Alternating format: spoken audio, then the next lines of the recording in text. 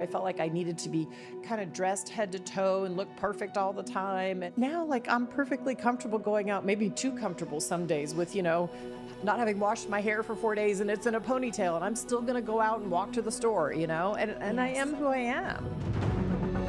Melinda French Gates, named by Forbes as one of the most powerful women in the world, is here today, and she is revealing all life-changing lessons on how to hear your own inner voice.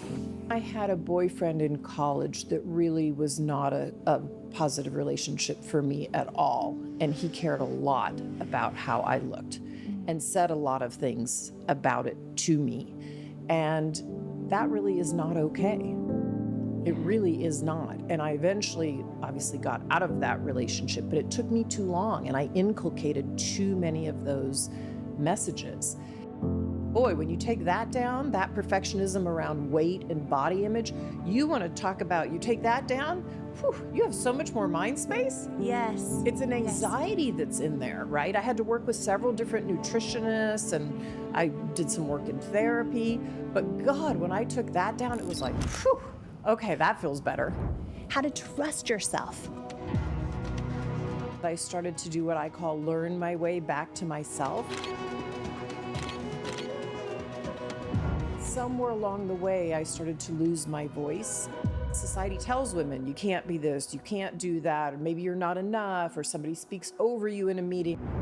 Was there any part of you that had stopped using your voice in some way? For sure. If I'm also telling my 3 children back then to use their voice in the world and to stand up to a bully on the playground and help somebody else, if I'm saying that to them, I realized I needed to be role modeling it too.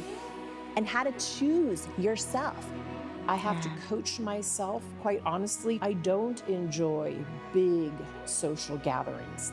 They drain me, right? I can have doubt going into those, and so I actually have to push myself to do it. I definitely have doubt before I enter like a big, say you're going into a ballroom and it's 300 people at tables, and I'm like, Well, if we're ever in the same ballroom, I'm very happy to hide in the bathroom with you. Okay, good. And anytime. That is where you will find me, true. I'm really good at that. Even if it's for the first time ever, or for the first time in a long time. I deserve to be where I am in life. Like, I've worked really hard to get here, and I know myself. And so if people don't like me or they don't like what I'm saying, I'm kind of at the point in life where I'm like, take it or leave it. Like, if I'm not your cup of tea, that's okay. I am so excited for you, for me, for women everywhere right now, because this conversation is just that incredible. I'm literally jumping out of my chair right now. Coming up in this incredible episode. I know some people, I walk in the room, they're like, oh, they instantly think, billionaire. Well, I don't think of myself that way, but what can I do about that? That's what they put on me.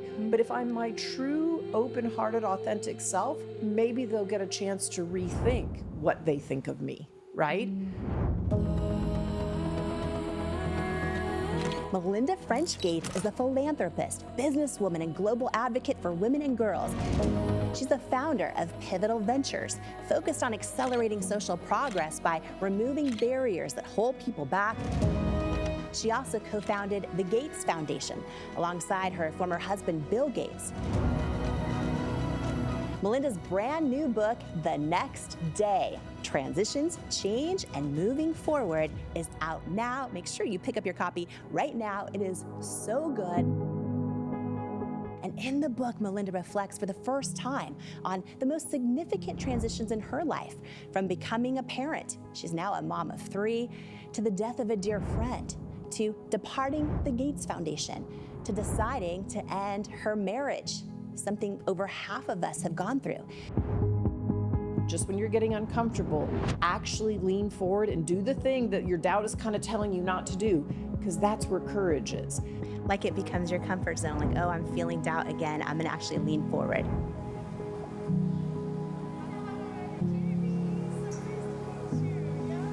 Melinda French Gates, how are you? Can I hug invite you? Is that okay? Been to Denny's many times. Have with you my been to kids. Denny's? Yes, it's been a long time. Yeah. But when they were little, they loved Denny's. Did they really? Oh yeah, the pancakes. The pancakes? Yeah. Everyone's praying? It's gonna be good? The amount of time that could have been spent on things that actually matter. This morning in these white jeans, I was like, I see my cellulite. And I already know in my soul, Melinda's not gonna care. And I was like, free. I was just free.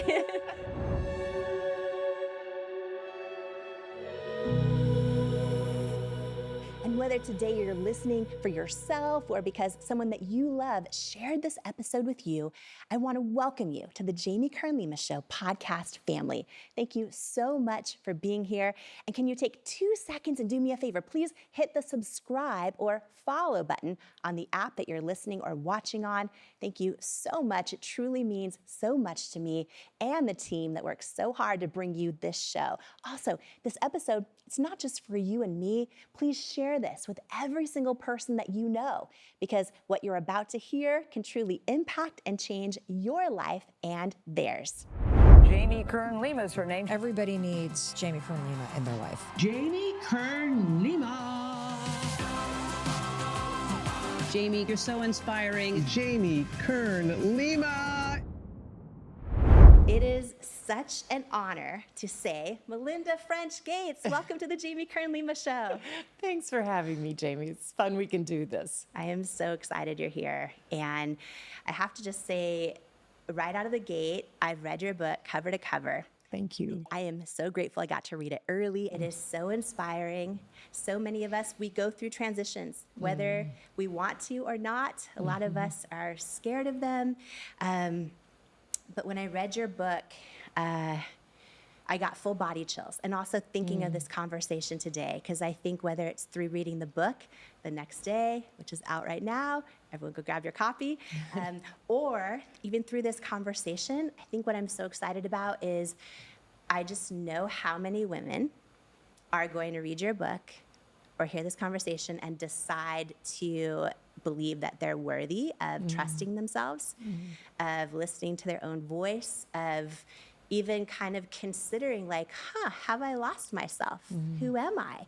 And, you know, my first question is really for every girl and every woman, because you have and you continue to play so many different roles, right? From whether it's, you know, mom or wife or sister or daughter or boss or world changer. And in the next day, you talk about starting to lose yourself and your voice. And so my first question, this really on behalf of everyone, because we can all relate to this. We've all gone through this in our own way, shape, or form. We all play, you know, often so many roles that we're like, wait a minute, who am I? And so how did you find yourself again, and how did you choose yourself? I think you're right. I think a lot of us as women go through this, right? Where, and I love your word that we have so many different roles. It's like we have so many different hats and we're changing them all the time. And I know, at least for me, I felt like I so wanted to have kids and I wanted to work at some point. And I knew I would step back from work at first and hopefully go back. I didn't know to what afterwards. But there's something about when you are a new mom and everything's new and you love it and it's hard. But then when you step back into work, at least I was always changing hats and I felt like I could never give enough time to any one thing, right? And so it, for me, was a process. And I think it was maybe around 2010 that I started to do what I call learn my way back to myself. Like I feel like I really knew myself when I left high school. I was very lucky to be in an all-girls Catholic high school, so it was very affirming. But then somewhere along the way, I started to lose my voice as I went out into the world. And I think because society tells women, you can't be this, you can't do that, or maybe you're not enough, or somebody speaks over you in a meeting, or someone repeats your point. But in 2010, I started to relearn who I was. And it was because I was seeing so much in these low-income countries. And I realized I wanted to give voice to what those women were telling me. And it took a lot of courage, quite frankly, to voice what these women needed and wanted on the world stage.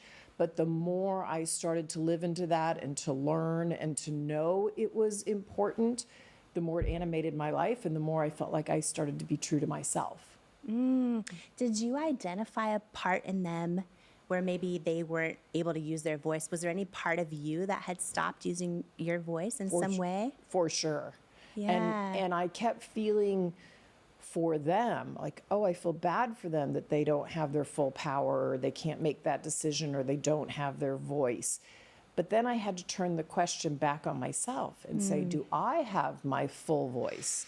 Am I really speaking my truth in the world? And here I am raising kids, and I really want to be a whole integrated person. But if I'm also telling my 3 children back then to use their voice in the world and to stand up for a bully on the playground and help somebody else, if I'm saying that to them, I realized I needed to be role modeling it too. That's so powerful. Do you feel, when I was reading the next day, one of the big takeaways, I think, because so many women are like, how do I trust my voice? How do I hear my voice? How do I use my voice? Am I worthy of using it? And when you talk about, the idea of something bigger than yourself, right? In order to just really kind of focus on that. Because so many women go, how do I get unstuck? Like, I don't know if I'm worthy of it. And you talk about, this passion of being a voice to so many people who don't have one. And also another bigger why is your kids, right? It's so funny that it's easy for us to tell them all the things. I have 2 little ones. I have a 6-year-old and a 4-year-old. And it's easy for me to tell them all the things and then go, well, wait a minute. Are they seeing me? Exactly. When you turn that question back on yourself, the answer isn't always pretty, is it? Yeah. And it's so much, almost more powerful for them to see that. Because, whether it's like, you can go after your dreams, you can be anything. But then if we're not believing we're worthy of going after our dreams or we're using our voice, they're going to see that.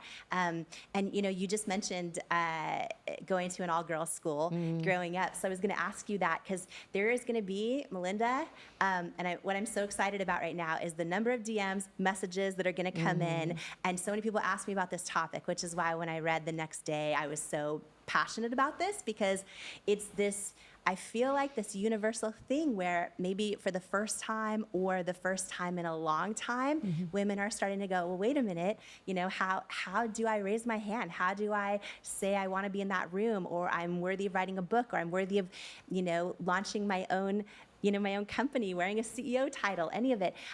When you made this transition from an all-girls school where everyone raised their hand and you were called on and everything's great, and all of a sudden you're at Duke University, and it's like all colleges just about, it's a free-for-all. Everyone's just speaking up, throwing out. How? Because so many women are going to be making this transition now in their own way. They're going to go to work tomorrow and be like, I'm freaking speaking up on the Zoom. I'm going to share my idea finally, even if it's not a hit. I'm going to do this, I'm going to do that. How did you learn to go from that certainty of, oh, I'm going to raise my hand and be called on, everything's great, to, oh, I've got to speak up if I'm going to get a word in? Yeah. You have to find the courage inside yourself. And for me, I can look and see other women who've done it and say, I want to be like that. I see her being strong. I see her. How did she get there?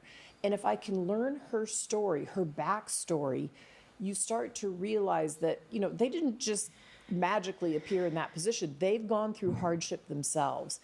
And I have to coach myself, quite honestly, to lean forward, which is what I tell my friends and my daughters or even my son.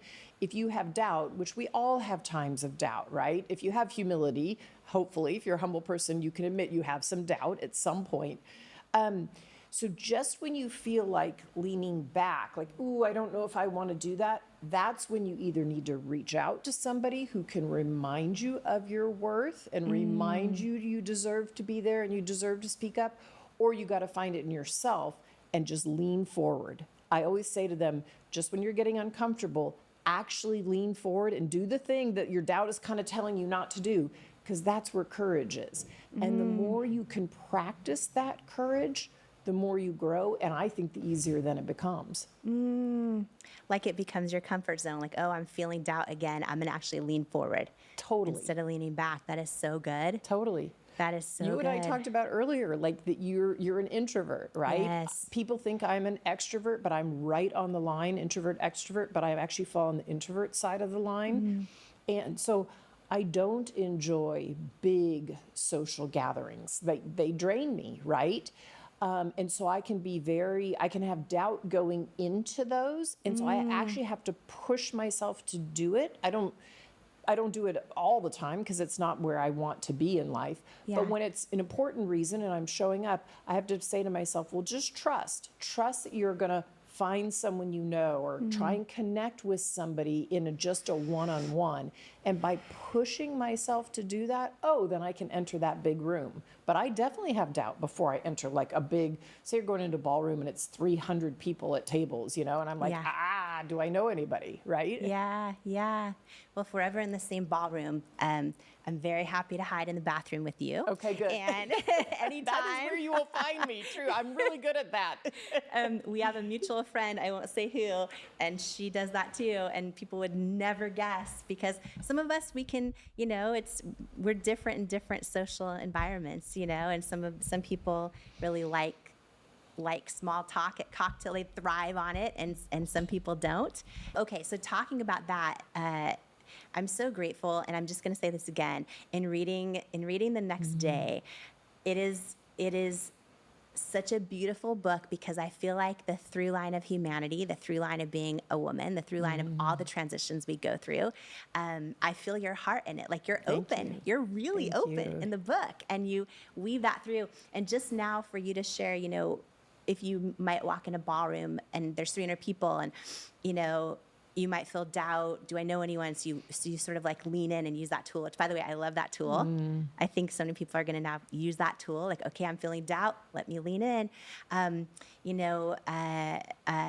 This idea of imposter syndrome has been such a big thing. Like when you look at the data, 75% of female executives deal with imposter syndrome.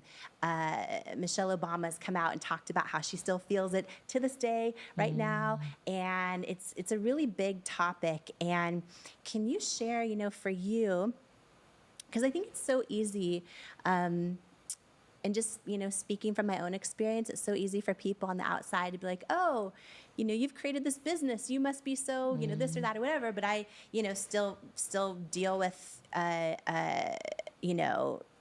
needing to focus on believing I'm worthy almost every day. Like I feel like it's a lifelong journey. And so for you, right now, as you sit here, you've done so much beautiful work on yourself as well that you share in The Next Day, which I think is so beautiful, because a lot of times when people are doing that, they maybe hide it or they think it's just them. And I love how open you are. But right now, do you feel imposter syndrome in your life anymore? We need to pause for a super brief break. And while we do, take a moment and share this episode with every single person that you know. Maybe they're going through a transition in their life in some way, who this episode could inspire. Because this conversation can truly not just impact our lives, but theirs too. In life, you don't soar to the level of your hopes and dreams. You stay stuck at the level of your self-worth. When you build your self-worth, you change your entire life. And that's exactly why I wrote my new book, Worthy: How to Believe You Are Enough and Transform Your Life for You. If you have some self-doubt to destroy and a destiny to fulfill, Worthy is for you. In Worthy, you'll learn proven tools and simple steps that bring life-changing results, like how to get unstuck from the things holding you back, build unshakable self-love, unlearn the lies that lead to self-doubt, and embrace the truths that wake up worthiness, overcome limiting beliefs and imposter syndrome, achieve your hopes and dreams by believing you are worthy of them, and so much more. Are you ready to unleash your greatness and step into the person you were born to be? Imagine a life with zero self-doubt and unshakable self-worth. Get your copy of Worthy, plus some amazing thank you bonus gifts for you at worthybook.com or the link in the show notes below. Imagine what you'd do if you fully believed in you. It's time to find out with Worthy. Imagine, what would you do if you fully believed in you? My weekly free inspirational newsletter is packed with tips and tools to help you find out. It's called One-on-One with Jamie, and it's delivered right to your inbox each Tuesday morning. It's a love letter from me to you, from my soul to yours. And I hope it brings you the words and messages you need at just the right moment. Plus, when you're a part of my free inspirational newsletter community, you'll be the first to get behind-the-scenes content, inspirational messages, and be the first to learn about upcoming events and more. It's the place to be, and I sure hope you'll join me there. So if you're not on the list yet, you can sign up for free at jamiekernlima.com or click the link in the show notes below. And here's to becoming unstoppable together. And now more of this incredible conversation together. For you, right now, as you sit here, you've done so much beautiful work on yourself as well that you share in the next day, which I think is so beautiful, because a lot of times when people are doing that, they maybe hide it or they think it's just them. And I love how open you are. But right now, do you feel imposter syndrome in your life anymore? Not very often is the honest truth. Yes. I deserve to be where I am in life. Yes. Like, I've worked really hard to get here, and I know myself. And so if people don't like me or they don't like what I'm saying, I'm kind of at the point in life where I'm like, take it or leave it. Like, if I'm not your cup of tea, that's okay. And maybe, I don't know, maybe that comes with being 60. My mom said to me, I remember when she was getting a bit older, she's still alive. Both my parents are very close to them. But I remember when she crossed 60, she said, I just somehow just feel very confident going around. I go to pick up the clothes of the cleaners and I tell them how they could be more organized. Or I go to the grocery store and something's not quite right at the cash register and I speak out and tell them what they ought to be doing. She goes, I don't know what's gotten into me, but I just feel comfortable speaking my truth. And so maybe that's sort of the wisdom that comes with 60 is you just get very comfortable in your skin. But I don't have that a lot anymore, but boy, did I struggle with that for many, many, many years, for sure. Mm-hmm. Mm-hmm. How, for everyone wanting that feeling right now, how does it feel to be like, if you don't like me, I'm not your cup of tea, that's okay. And just I'm imagining it's freeing.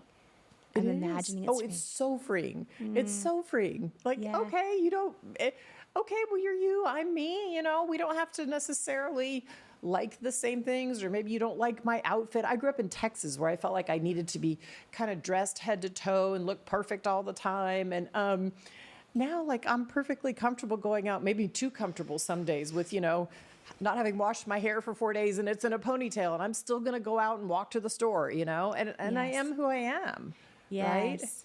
That's and so I also beautiful. think people put labels on us. I mean, part of the reason I even opened up so much in this book is, one, I feel like I've benefited so much. I've learned so much from other people, from my friends, from being in therapy, from the wisdom of the ages, these authors and the quotes I put in. But also, I feel a bit like we just get to this point where people are throwing all these labels on each other. Like, I know some people, I walk in the room, they're like, oh, they instantly think, billionaire. Well, I don't think of myself that way, but what can I do about that? That's what they put on me. But if I'm my true, open-hearted, authentic self, maybe they'll get a chance to rethink what they think of me, right? And wouldn't that be a lovely thing? Because maybe we'll actually make a genuine connection. And if not, well, okay, then we don't. Yeah. I found, that sometimes those labels too, they don't really change you. They just change everyone else. Like how they might think of their perception of someone who maybe has that or whatever. Exactly. And I think sometimes we don't admit our own bias. We don't, say to ourselves, okay, why that person walking down the street or those two people that I don't even know, why did I judge them because one had purple hair and the other had on a sweatshirt that I didn't know the name of the band of? Like, what is it about me? Like, Yeah. why should I sit in that sort of judging situation? Why not just be open to it? Maybe there's something I could learn from them, right? Yeah. That's so interesting. I remember when I'd sold my business and nobody knew how we were doing, but L'Oreal is a public company. And so it was everywhere, the purchase price, everything. And the first thing I ever experienced was a lot of my friends and family who I love, they just now assumed I was busy all the time. Oh. And I'm like, no, I'm the same. I've always been busy, but I'm the same. Like, I'm the same. And then like something big would happen and I wouldn't hear from them. And I'd be like, they're like, oh, we're assuming you're busy. And I'm like, huh? And I realized, oh, it's that, I mean, I was raised really humble, and have the most amazing, hardworking, multiple families. But what I realized is like, oh yeah, we all kind of see things as we are. And then that can almost create a disconnection in a way.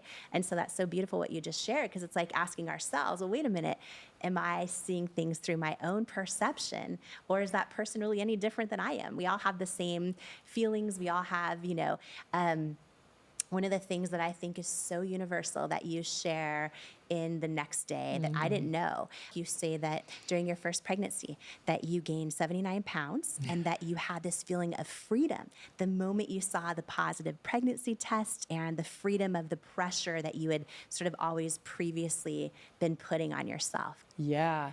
So I had to have a truce with my doctor because every time I would go in, they always, which is important, they put you on the scale, right? Yeah. And he really was concerned.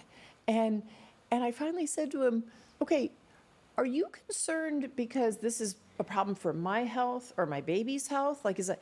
And he said, no. And I said, well, every time you talk to me about that my weight is up over the number it should be, or it's going up quickly. And I said, so what's the problem? And he said, I'm afraid you're going to be mad at me because when this is over, it'll take you a while to get the pregnancy weight off. And I said, well, tell you what, let's have a truce. You never bring up my weight unless it's a health problem for me or the baby. And I promise to not be mad at you when this is over. And there was something about when I got pregnant, I was like, great. I know I'm going to get large. I don't know how large I'll get. It doesn't matter. I'm going to grow a baby. I was so excited to grow a baby, but it was like, finally, I didn't have to worry about, looking good, trying to be thin, what I put in my mouth, other than things that I, knew I wanted to eat healthy. But I just enjoyed the pregnancy. I enjoyed it immensely. And so much so, I mean, I was just enormous. And I couldn't pass. I remember one time I was actually in the boardroom at Microsoft. I was still working at Microsoft, and it was a group of execs around the table, whatever. And we happened to be using that room. And one of the men who I liked a lot, and I knew his wife, and they had 3 boys, and he was very funny, so he did not offend me. But I tried to pass between his chair and the wall to get to my chair on the other side. I couldn't fit through. And he saw me, and like I kind of bounced back a couple times, and he turns around and he goes, thought you could get through, huh? I said, I clearly can't. You're gonna have to move that chair. And he laughed, and he did. And again, I'd seen his wife get large and then get small, get large. But yeah, it was like this, for me, it was this freeing of, oh my God, these expectations that I look a certain way or be a certain way. And then much later in my life, I realized, what are the expectations I have of myself? Who's putting that on me? Maybe society, but maybe myself. And so you have to really, eventually look at that too, right? Yeah. And you talk about just, I think I was just surprised because I had never heard you share that part of your life. I love learning that you've always been like such a goal setter, all the things growing up, and always ambitious. And when you shared in The Next Day so vulnerably about that, I mean, you look at the data and it's almost every single one of us has different, body image issues or struggles. And so when you talk about kind of that freedom, had you always been putting pressure on yourself from a certain age? Or when do you remember caring about if your body was a certain size? I remember caring in high school, but I felt good about myself, or I should say good enough about myself, right? But then I had a boyfriend in college that really was not a positive relationship for me at all. And he cared a lot about how I looked and said a lot of things about it to me. And that really is not okay. It really is not. And I eventually obviously got out of that relationship, but it took me too long, and I inculcated too many of those messages. And I would say that carried through with me into my 20s and even into my 30s. And it wasn't probably till I got to 40 that I got more okay with who I was, right? And now I want to be fit because I want to be able to do all the things I want, and I want to be healthy, but I'm not so focused on, am I X weight or Y weight, or do I fit in that size pants or another? It's still there in the back of my head a little bit, but it just isn't a big call anymore. And boy, when you take that down, that perfectionism around weight and body image, you want to talk about, you take that down, you have so much more mind space. Yes. It's an anxiety that's in there, right? I had to work with several different nutritionists, and I did some work in therapy. But God, when I took that down, it was like, okay, that feels better.